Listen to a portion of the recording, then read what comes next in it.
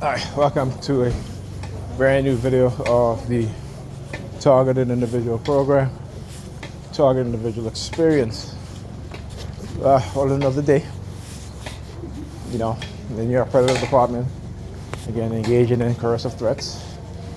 Alright, and let's see, me and my son, we watched Godzilla -1. Now, whenever I watch certain movies, okay, and because again, their algorithms, okay, their AI, all right, know every movie, every line of the movie. So when certain things are taking place in the movie, certain things are being said, right, even before, like right before, they will use their sirens, right, or immediately afterwards. So in movies where you will have, you're on the flashlight, look, it's light. So in movies, all right, again, you go shoot them, walk through the door, pow, pow. Yeah, you ain't scaring me.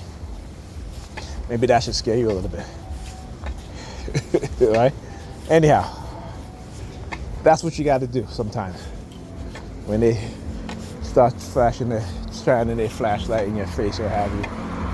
Like, yeah, we're going to come in your door and we're going to come in your house with a flashlight or whatever. Like, come here, motherfuckers. I'll be waiting. Like I said, no fear. All right, never see a bunch of pussies with guns and badges, right? But they act scared against unarmed black men, right? Yeah. Now who's scared? Who's scared? Anyhow. So anyway, I was watching Godzilla -1. Yeah, you gotta excuse me, T.I. So you're T.I. watching this?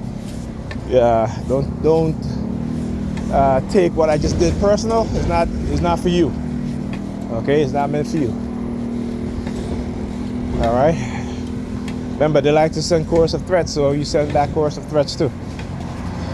Anyhow, so as I was saying, watching Godzilla -1, and there are movies where, particularly movies that talks about that has like heroism. You know, where there's a hero or a patriotic theme. That is and again, this is a Japanese movie, right? So it's a little bit different, okay?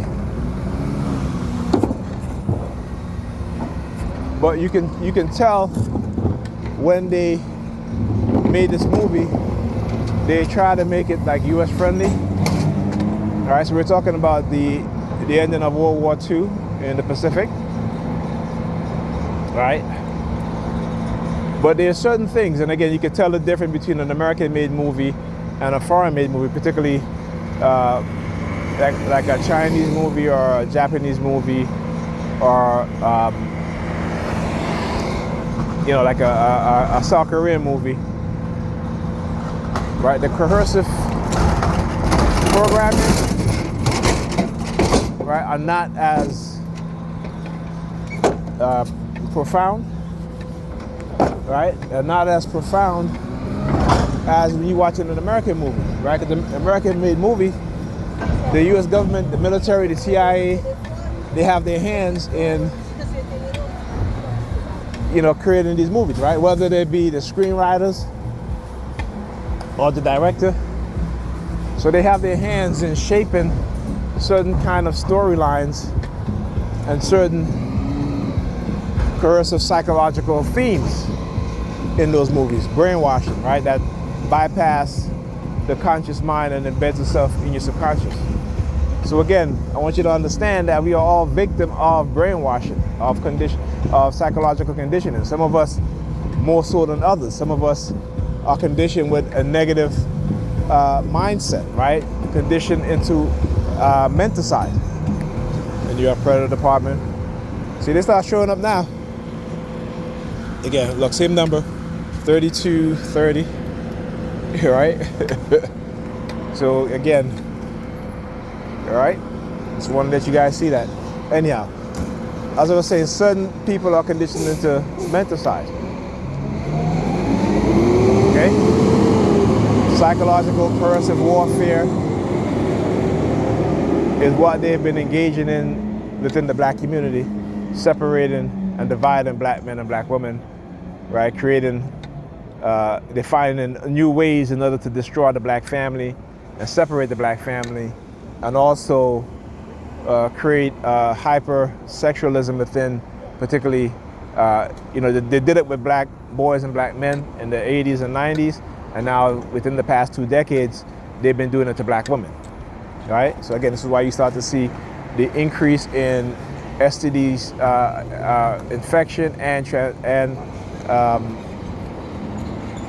STDs contraction, right?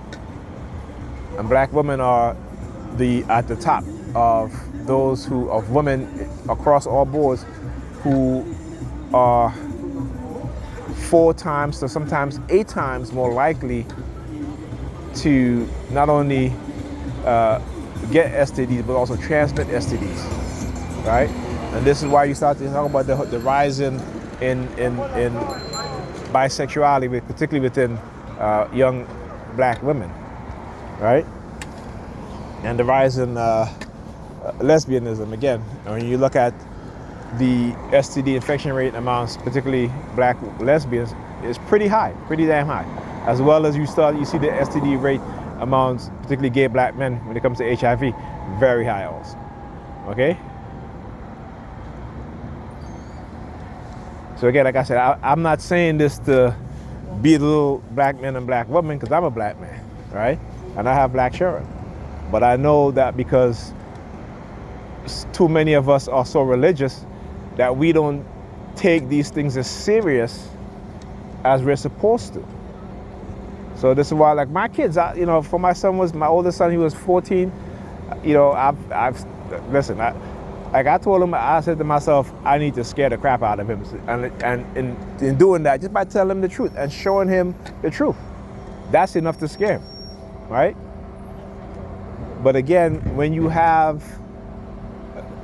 black women raising children on their own, particularly, not I say on their own, but in the household with no man in the household, with no fathers, these children fathers in the household, right? And they're working all the time, so what happens is that now and this has been happening for a long time, where they're robbing these kids of their childhood. So they have to take care of younger siblings, or, when they get teenager, they have to work into their teenage years, they may have to go out and work, And again, either your mama is in church all the time, right? Or, she's out partying, right? You know what I'm saying? So what do you think will happen? Again, so as teenagers, you hang out with other teenagers, and things happen, right? Talking to teenage girls or have you. So this is why STD rates among black teenagers are so high. And I keep saying, you got to look at what happens in the white community, particularly in poor white community, where you have epidemic of STDs within poor white men and women, and particularly poor white teenagers, teenage boys and girls, and you see the response from the federal government. You see the response from the health department. They come in, vaccination, STD education, but they don't do that within the communities where black people live. Okay? And then on top of that, when you go get an STD test, they don't test you for everything, which should be mandatory. If you go and get an STD test, they should test you for everything. Okay? It shouldn't be an option. Hey, I'm here to get a complete STD test. So if you're saying that, why are they not testing you for everything? Again, you guys got to look at these things. I'm speaking to black people here. Again, like I said, I use this channel not only to expose what's being done to us as TIs, but also the issues of what happened to black people. Because I have another channel, but it's very hard to create all these different content, particularly with a bad back. So I just decided, hey, this is the channel I'm going to focus on the most, and because this is more important, right? I mean, my other channels are important too, but being a TI is more important because, again, I already explained what they said, right? Hijacking my niece's son's consciousness to tell me that I can't save him and I can save, the younger generation of black people, young black boys, young black girls, you know. But they're liars. They're liars, and I know they're liars. And I know that's the reason why they're saying all these things is because they're afraid. They're afraid of black people waking up and understanding the truth and seeing the reality. That's what they're afraid of. They're afraid of us seeing the reality. They're afraid of us seeing their manipulative tactics and saying, nope, I'm not going to let you manipulate me. Or anybody else in our community, I'm going to take a stand. They don't want that. They don't want black leaderships. And I say leaderships, right? Not a black leadership. Black leaderships, meaning more than one. Right? Don't fall into this, again, waiting for this one Christ to come and save you, because it's not going to happen. It's not going to happen. This is why they took the Christ out of you and put him outside of you and put her outside of you. And I say her also because women can also be Christ. They can be anointed, right? And when I talk about being a Christ and being anointed, I'm talking about knowledge, wisdom, and leadership. And sometimes that leadership has to involve, whether it be political warfare, physical warfare, psychological warfare against an enemy who are engaging in those very same things against you and your people. So you need to understand that. Okay? And I mean, like I said, I can give you plenty of examples of how they use manipulation. And like I said, you know, there are times when I'm taking the bus and, you know, the bus is free. But then you hear the MTA will say that, you know, we're losing all these monies to riders who's not paying their fare. They do these things on purpose, right? And a lot of times when they do these things is also to raise the fare in the transit system, right? Whether it be the buses, you know, all around the buses and the trains, to raise their fare, right? And again, they don't want to do anything about, they don't want to have talk about or have any discussion about the cause of the reason why. You know, they just want to have a discussion and talk about the effect, right? So they know what the cause of poverty is. They don't want to fix that. They can fix it, but they don't want to fix it. Okay? They don't want to fix it. They talk about, oh, we have no money for this and that. But we clearly see when it comes to supporting other countries at war that they can find hundreds of billions of dollars. They can give aid. They can take in refugees, right? But then they'll turn around and tell you as a black person, oh, we don't have the funds. We don't have this and that. We can't give you reparation. All this nonsense, right? And what do we do? What do we do? Because we're conditioned into a sense of passivity, right? Which is, again, a subconscious conditioning of helplessness. Right? So again, understanding psychology, understanding what the mind does, and they understand it. This is why psychology has been used against us. Okay? So we need to understand that, and we need to know that.